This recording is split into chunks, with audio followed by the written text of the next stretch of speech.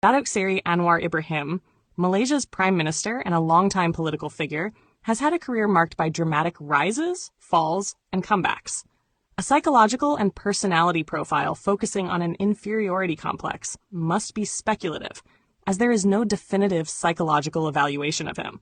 However, based on observable patterns in his political career, speeches, and public persona, we can explore traits that may indicate underlying feelings of inferiority and their compensatory mechanisms. Inferiority complex indicators. An inferiority complex, as described by Alfred Adler, stems from deep-seated feelings of inadequacy, often compensated for by striving for superiority, overachievement, or defensive behavior. In Anwar Ibrahim's case, potential signs include 1. Persistent need for validation. Throughout his political journey, Anwar has often sought recognition as a reformist and a champion of the people.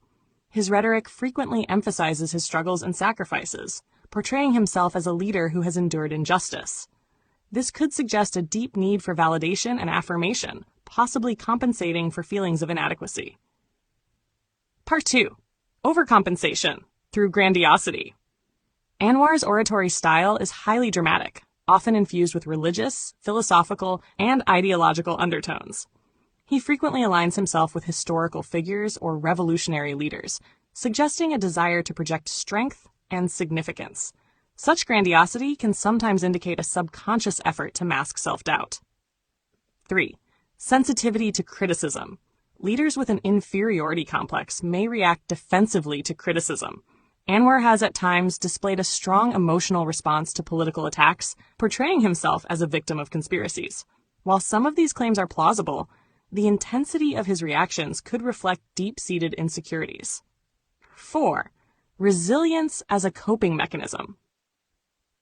Anwar's repeated political comebacks suggest an intense drive to prove himself. His resilience could be seen as a compensatory mechanism, where overcoming adversity becomes a means of self-affirmation. Rather than withdrawing from challenges, he confronts them head-on, reinforcing his sense of self-worth.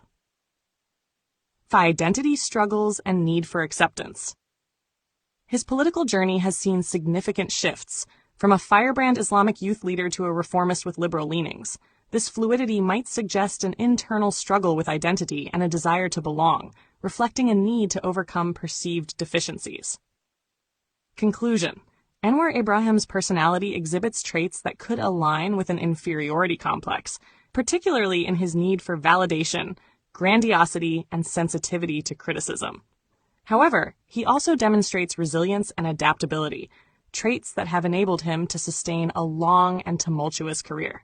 While an inferiority complex might have influenced his psychological makeup, it has arguably also been a driving force behind his relentless pursuit of power and recognition. Anwar Ibrahim's core values, belief system, and worldview, a critical examination. Anwar Ibrahim's leadership style is shaped by a complex interplay of personal beliefs, ideological commitments, and political pragmatism. While he presents himself as a champion of democracy, justice, and reform, his leadership has also been marked by contradictions, opportunism, and an often polarizing approach. Examining his core values and worldview, particularly their negative aspects, can provide insight into how they influence his governance and political decision-making. 1. Core values and beliefs, a duality of principles and pragmatism.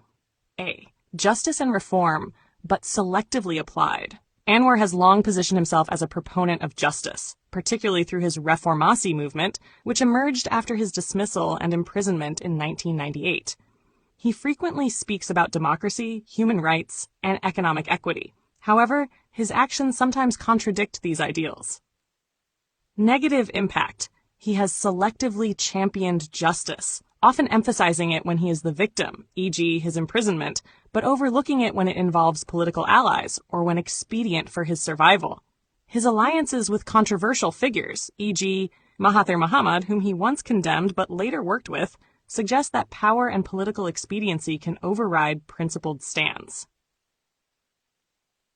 Religious and moralistic rhetoric, yet contradictory approaches. Anwar's early political career was heavily influenced by his Islamic activism. While he has since moderated his stance, he continues to use Islamic and moral rhetoric to appeal to the Malay Muslim electorate. Negative impact. He has fluctuated between advocating for progressive, multiracial politics and reinforcing conservative Islamic values, creating inconsistencies in his leadership. His moral posturing sometimes clashes with allegations and controversies surrounding him, leading to accusations of hypocrisy. See intellectualism and grandiosity, a disconnect from practical governance. Anwar is known for his intellectual approach, often quoting philosophers and historical figures in his speeches.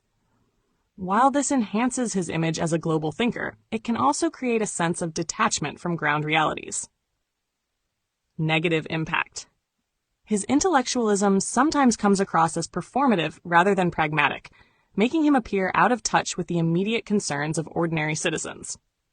His tendency to intellectualize issues can lead to indecisiveness or a failure to implement concrete policies effectively. 2. Worldview. A complex mix of idealism and political opportunism. A. Persecution complex and victimhood narrative. Anwar has consistently framed himself as a victim of political persecution, from his 1998 sacking and sodomy charges to his more recent struggles. While there is truth in his political victimization, his repeated emphasis on this narrative has shaped his leadership style. Negative impact. It fosters a siege mentality, where criticism is often framed as an attack rather than an opportunity for self-reflection. It creates a reliance on emotional appeals rather than objective policy discussions. B. Divisive and polarizing politics. Anwar has presented himself as a unifying figure, yet his political journey has often contributed to polarization, especially in Malaysia's ethnic and religious landscape. Negative impact. His leadership sometimes exacerbates tensions between different political factions rather than diffusing them. His alliances with both conservative and liberal forces create ideological inconsistencies that can confuse supporters and opponents alike. C. Power and legacy over institutional integrity. Anwar's long struggle for power suggests a deep personal ambition, possibly overshadowing his commitment to institutional reforms. Negative impact. His compromises to gain political support, e.g., working with former adversaries, raise concerns about whether his pursuit of reform is secondary to his pursuit of power. His tenure risks focusing more on consolidating his position rather than implementing structural changes that outlive his leadership. Conclusion. Anwar Ibrahim's leadership is shaped by a mix of strong intellectualism, moralistic rhetoric, and a deep desire for justice. Yet these are often counterbalanced by opportunism, a persecution mindset, and inconsistent application of his ideals.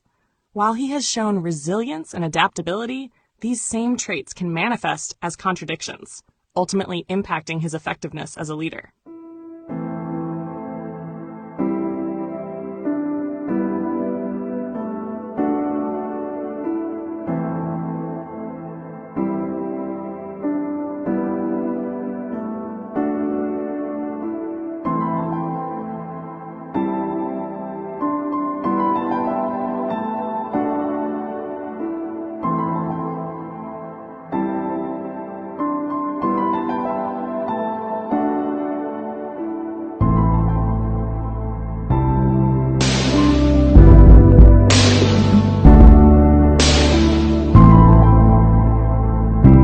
Don't forget to hit that subscribe button to show your support.